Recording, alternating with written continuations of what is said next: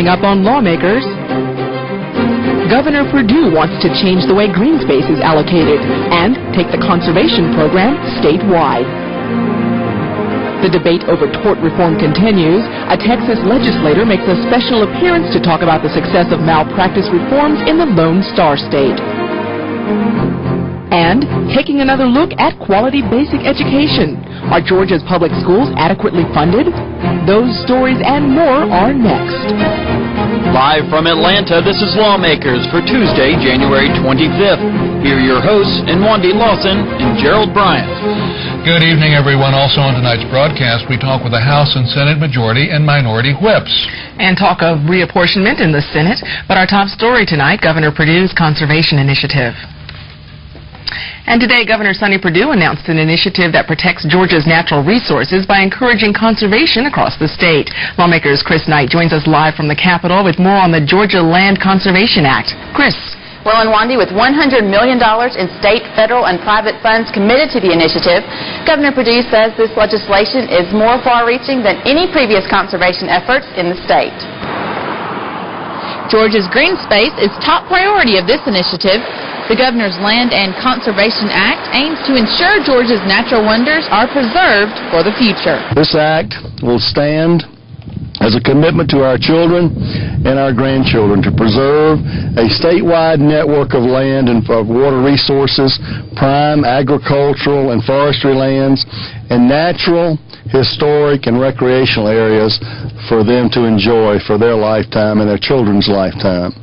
The proposed legislation creates a trust fund and a revolving loan fund of $100 million of state, federal, and private funding for conservation projects throughout the state. The change in this proposal from the existing Barnes Green Space program is it's changing from a program to a project-based concept.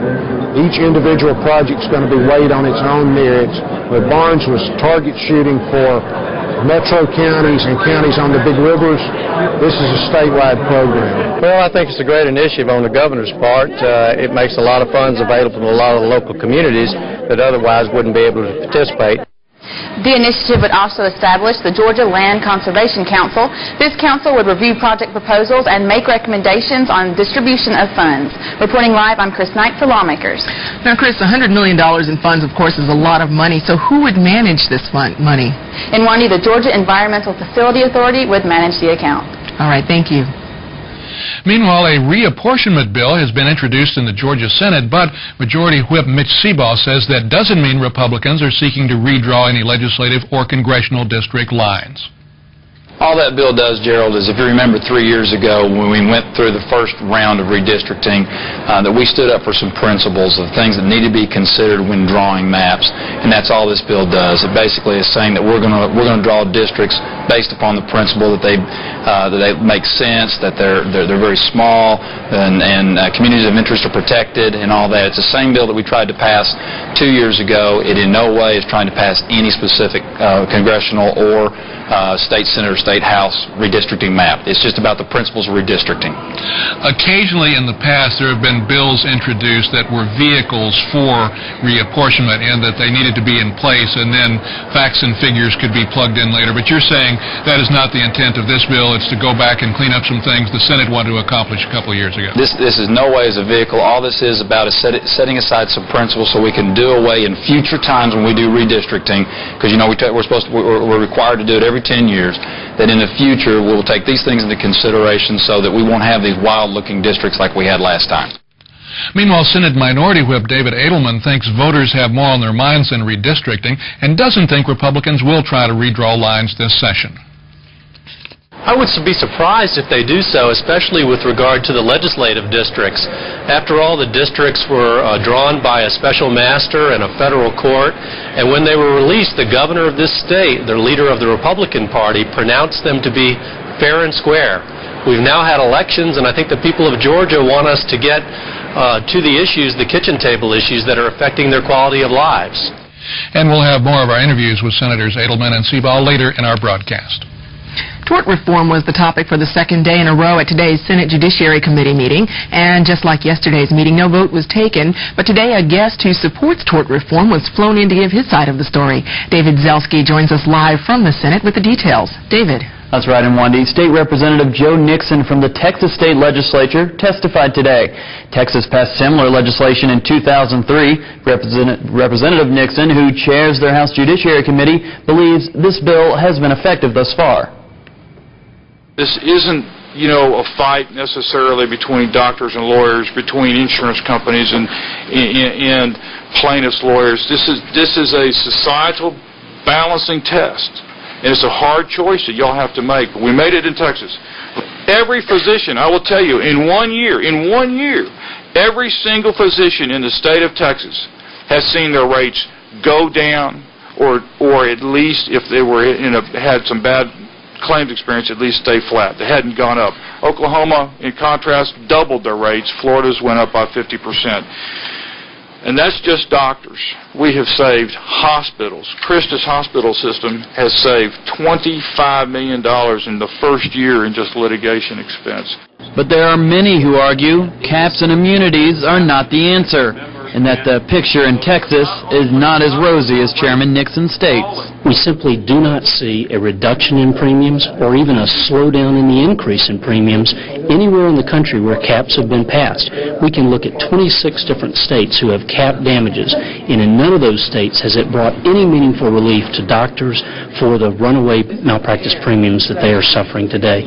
That's why we have fought for insurance reform, abilities to step in and provide meaningful relief to our doctors who are being squeezed on both ends by the insurance industry from being underpaid for the services they provide and being overcharged for their malpractice.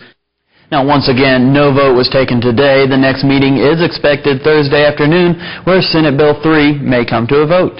Reporting live, I'm David Zelski for Lawmakers. Well, David, I understand that the Texas bill was no simple undertaking in that state either. Yes, actually, it was the longest debated piece of legislation in the history of the state, so I guess it's fair to say the talks here in Georgia are just beginning. All right. Thank you very much, David.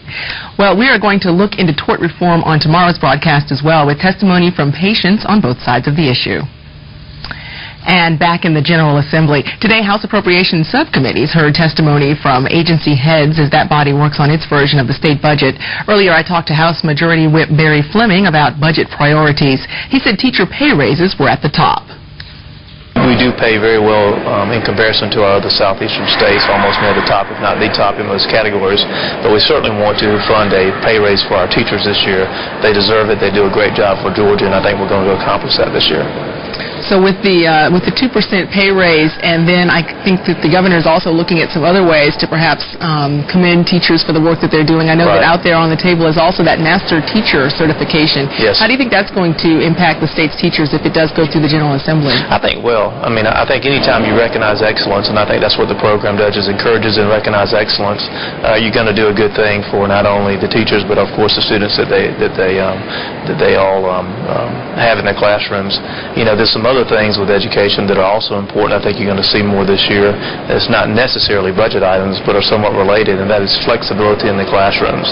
In other words, if you're a county and you do a very good job educating and you have good test scores and whatnot, we want to leave you alone a little more at the state level and let you figure out how it works and how it works well, and give you that flexibility on the local level, whether it be classroom size or other issues. If you're having problems and your test scores aren't as good in the county, then the state may be a little more involved and try to figure out how we can help and make it better. Now, of course, the Lieutenant Governor has proposed that perhaps a constitutional amendment would be necessary in order to mandate a certain class size reduction for the state.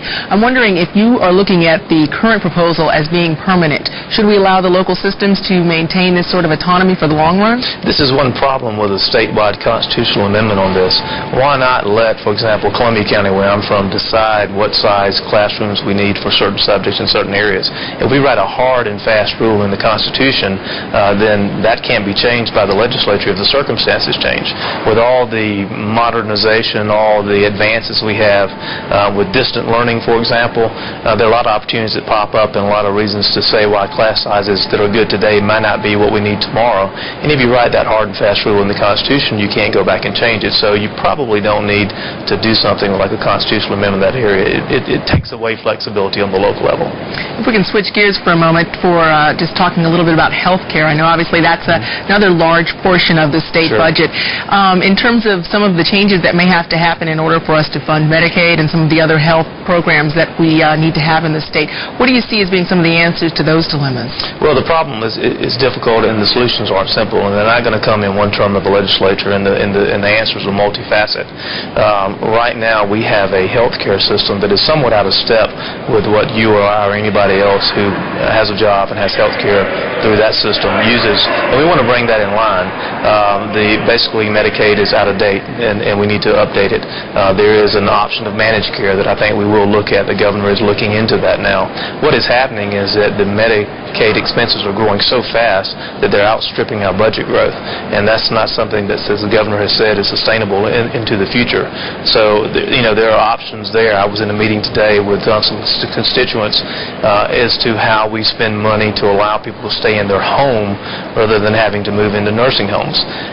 It is less expensive if you can keep somebody in their home with family and friends to help, although you may need to provide some care there, than it is to have them to go into full-time care in a nursing home. So things that we can do innovatively at the state level to figure out how to utilize taxpayers' dollars better but deliver better health care.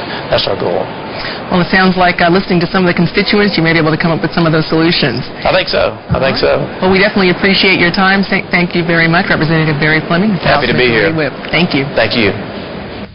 Now, House Minority Whip Carolyn Hughley told me earlier that being a part of the minority party this session won't deter Democrats from working toward party goals, but it will change the way they go about that work. It's very important for us to stay focused on education and also focus on health care this session, because these are issues that are so very important to our citizens. We spend so much of our state's budget on those issues, and if we get those right, we'll have a better educated Georgian, we'll have greater economic development outcomes, and we'll have healthier citizens. Well, you've been in some subcommittee meetings today already in appropriations, trying to learn a little bit about what people think about how to fix the health care problems that we have. From what you've heard and what you've probably been hearing during even the off-season, what do you know about how we can do better in terms of our Medicaid and in terms of other health care that we provide here in the state of Georgia? Well, people are concerned about the Medicaid HMO proposal that is on the table, because there are a lot of unanswered questions, and other states who have gone to such a proposal have not had very positive outcomes.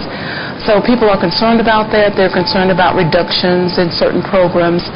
They're concerned about moving funds from the health care area to the governor's office as it relates to the Cancer Coalition, in terms of how we're going to do that, and is it going to be a better outcome for our citizens by making that kind of move. Well, I know that there was concern even last year about some of the cuts that had to come down for peach care, and some concern about how some of the youngest Georgia citizens were going to receive health care.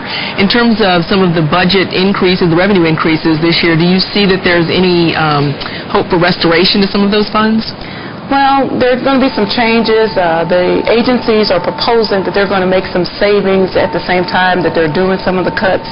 They're following the Texas model when it comes to peach care for dental, which means that certain services that have been previously offered will no longer be available to Georgia's children. So we're concerned about that, and that's something that we're watching very closely. In terms of education, I've heard a lot, and we've all heard a little bit about what the governor proposes. I'm wondering, from the Democratic perspective, what else needs to happen in terms of education here in the state? Well, in terms of education, we need to take another look at where we are. We have a $17 billion budget, but education all across the state is still suffering from the cuts that we've made in the prior couple of years. Those cuts are not being fully restored, and many of our local school systems have had to raise taxes or come up with other creative financing means to make ends meet. And so, while it's not going to be as bad as it was, we need to refocus our efforts and get back on track in terms of education, reduce our class sizes, and give teachers a real raise that they can live with. Well, I have not heard those as being necessarily something that's coming down the pipeline. Do you see a way that you can perhaps influence some of the proposals that are out there on the table and maybe make some of these class size reductions or other suggestions a reality? Well, of course, we are in the minority and everybody can count. Our goal is to make sure that we keep the issues that are important to our citizens front and center. In many ways, the minority is the conscience of the legislature, and we're prepared to do that. We're prepared to use this forum to bring to the public the issues that are of concern to them and make sure those issues get properly debated. All right. Sounds very good. We appreciate your time, Representative Carolyn Hughley. Thanks for being with us on Lawmakers. Thank you. Today, the Senate Education Committee voted to pass a bill that would create Georgia Master Teacher Program. Teachers across the state would become eligible to apply for Master Teacher status if the bill becomes law. The bill is sponsored by Committee Chairman Dan Moody and was presented to the committee today by State School Superintendent Kathy Cox. Having a place for excellent classroom teachers to go where they're getting a promotion, getting recognition, still utilizing their skills, but not completely removing them from the students and from the work that they love is something that's long overdue in our state. We have wonderful, dedicated classroom teachers, talented people, and like any profession, if you've been in it a while, you probably have ambitions. But currently, the way we have our system structured, the traditional routes, leave a person who loves the classroom really no options. They don't really want to be an assistant principal in charge of discipline. They don't necessarily want to run the whole school. They want to focus on teaching and learning, and they're really, really good. And this master teacher proposal will give us a way to recognize that, reward it, and give them that step up the career ladder, if you will. But still keep them working with students and with teachers on the front lines. That's the most exciting part. Master teacher status would not immediately mean a raise for teachers, but it would make them eligible to serve as academic coaches in schools. If the bill passes, academic coaches will serve other teachers by mentoring them. Academic coaches would receive supplemental income for those duties. The Quality Basic Education Act is the part of Georgia law that provides the formula for funding public schools in the state. That formula may change drastically soon. Governor Perdue has established a task force to create a new formula. Lawmakers' Jesse Freeman is live with that story. Jesse. Well, Gerald, Governor Perdue selected Dean Alford, an entrepreneur and former legislator, to head the governor's Educational Finance Task Force. Alford says the QBE formula is outdated and in need of an overhaul. QBE is almost 20 years old, and in many ways it has become the complexity of the IRS code. And in many ways it's not as effective as we would all like for it to be. So one of the things our task force is doing is develop a new formula, and that new formula we're calling Investing in Educational Excellence. Alford says the terms investing and excellence are key to understanding the formula. First of all is the concept of investing. And investing means you're looking for some kind of a return on that investment, and we think that return should be measured and talked about in the form of student achievement, and to talk about excellence. Not adequate, not basic, but excellent. So where we are in our process right now is that we want to have conversations with the citizens of this state and saying, what is educational excellence, and how do we measure that and know that as it relates to student achievement? Now, that conversation will come in the form of interactive televised forums featuring Governor Perdue and State School Superintendent Kathy Cox. I asked Joe Martin, who is Executive Director of the Consortium for Adequate School Funding, what concern he would bring up at such a forum. We can't have an adequate education without adequate funding, and we just can't cut corners. And what's happened is that over the last 3 years there have been some massive cuts in the funding of Georgia schools. The Quality Basic Education formula has gone up 4% over the last 3 years, while the state funding has gone down 4%. That kind of gap is taking a real toll on the education of our children. Now, Mr. Martin and anyone else for that matter will have a chance to participate in the first of those forums, which will air on Georgia Public Broadcasting Thursday evening at 7 p.m. Reporting live, I'm Jesse Freeman for Lawmakers. Jesse, before you go, did Mr. Alford say what feedback he has already received about possibly restructuring education funding? Well, Gerald, I asked him that exact question, and he said they are just in the early phase of this process and are considering this Thursday as the first official feedback day, and they'll go from there. Okay, Jesse. Thank you very much. Now, a reminder that public forum that Jesse Zelski referred to, will be this Thursday on Georgia Public Broadcasting. A Conversation Educational Excellence is live at 7 p.m. Governor Sonny Perdue and State School Superintendent Kathy Cox will be hosting this special program. Lawmakers will be delayed by half hour. Our broadcast begins at 7:30 on Thursday evening. Now more from the Senate Majority and Minority Whips, beginning with Republican Senator Mitch Seabaugh, who outlines GOP hopes for this session. Well, one thing we want to accomplish is affordable health insurance and quality health care. You've seen what's happening now. We're starting to have hearings on the tort reform bill in the Senate. We've also filed an insurance reform bill, and there will be a medical reform bill that we'll be dropping this week. And we're trying to deal with all three legs of that stool so that we can get affordable health insurance for individuals and quality health care. Another big issue that we have is the equal strikes that Senator Hamrick is carrying that brings some equity back to our judicial system. Of course, one thing is a transportation bill that I'm carrying that will do something about the transportation funding that we have and make it more equitable amongst all the congressional districts. And of course we got three education bills I think are very, very good in recognizing the quality teachers that we have and doing things we can to encourage our quality teachers, and also the virtual high school, which I think is a step with technology in the direction of providing the type of classes to certain students that don't have the opportunity right now to avail themselves to that. Talk a little more about the transportation funding bill that you were sponsoring, Senate Bill 4. These are sometimes complex issues, and sometimes people don't understand how that money is allocated. What would that bill do? And I'm still looking for that 5-second soundbite on this bill. But technically what this bill does is that right now federal highway funds and state highway funds are split equally amongst the 13 congressional districts. If you have an interstate system that runs in your district, you have to spend part of your money on that interstate system, and the interstate system is there to promote traffic, interstate. I mean, there's a lot of people that don't live in Georgia that are driving on that. So we think it's unfair that a district would have to pay out of their pocket of money to fix or to extend extra lanes on an interstate system. What this would do is it would exempt the interstate systems, and then the money that's left, then it would equally distribute that money. So that way you still have money to protect, to be able to build for local projects, local road projects. Very, very critical, especially in rural Georgia. There's some that think that rural Georgia, this would hurt them.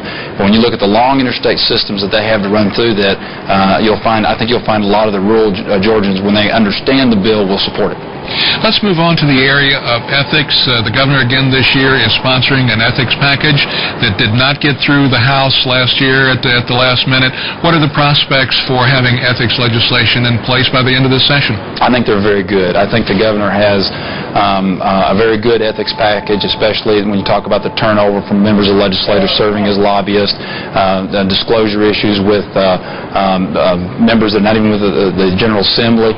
And I'm looking I really think there's a good chance that we're going to pass this last time. We passed out of the Senate last time, had trouble in the House. I think that's where the governor started in the House this time to make sure we get it through that, and we get it to the Senate. We'll have a good ethics package at the end of the year. And I also talked with Minority Whip Senator David Edelman about what Democrats hope to accomplish this session. Well, I hope we'll continue to focus on the traditional core Democratic issues. Healthcare, education, economic development, and public safety will all highlight our agenda. I think that's what the people of Georgia have sent us here to do. Work on improving their quality of lives, improving their schools, breaking up the traffic gridlock that is haunting us all in metropolitan Atlanta, and improving economic development in rural Georgia. Let's move on to the area of ethics. The Senate has successfully in the past passed some ethics legislation just to see it bottled up in the House and not get final approval. There will be an effort, at least on behalf of the governor this year, to introduce and pass another ethics package. And I know the Lieutenant Governor has been a strong backer of that.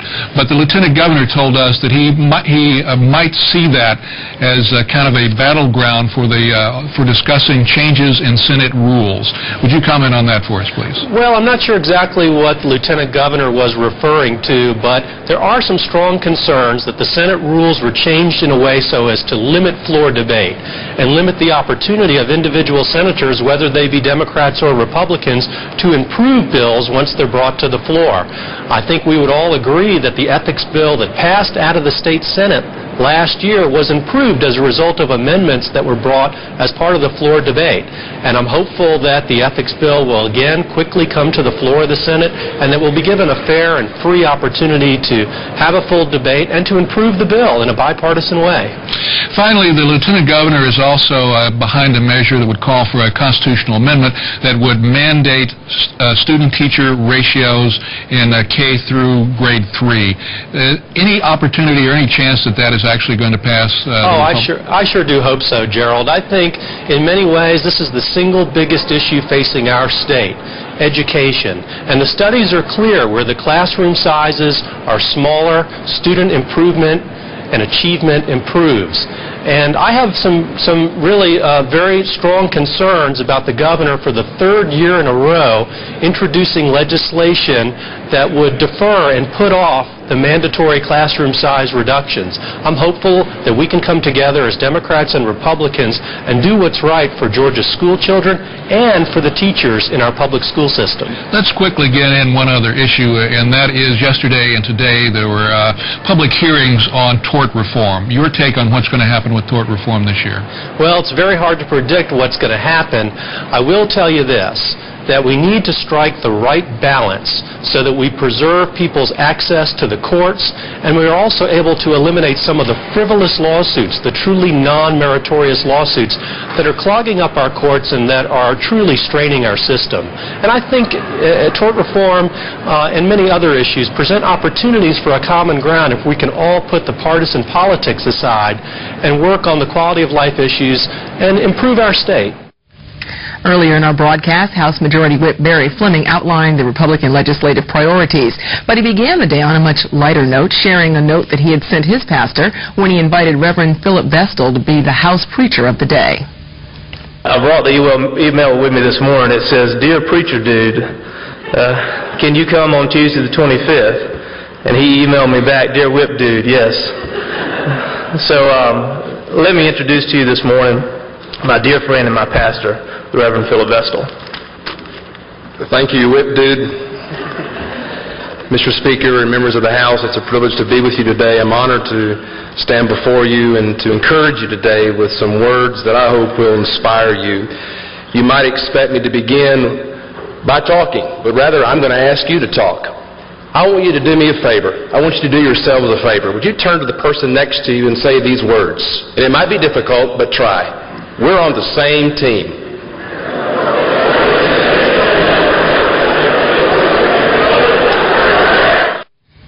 Well, we're not sure the team-building exercise will increase across-the-aisle alliances, but House members did continue shaking hands for several minutes, and even a few greeting each other with a friendly, "Hey, dude." Well, coming up tomorrow on Lawmakers, the Senate Transportation Committee is expected to address the balance of state and federal funding for Georgia's roads and bridges. We'll have that story and all the latest from Under the Gold Dome. That's tomorrow at 7 p.m. If you've missed any part of this broadcast, tune in when Lawmakers is rebroadcast tomorrow morning at 5:30 a.m. on GPB. Now, just a reminder, for those of you with access to the Internet, you can watch Lawmakers online. Lawmakers is streamed live, then archived on our website every night that we're on the air. Coming up next on Georgia Public Broadcasting, Alan Alda hosts as Scientific American Frontiers takes a closer look at surgical slimming procedures. That program is next here on GPB. And that's our broadcast for this, the 5th legislative day of the Georgia General Assembly. Thanks so much for joining us. I'm Wandy Lawson. I'm Gerald Bryant. For everyone here at Lawmakers, good night, viewer dudes. Good night.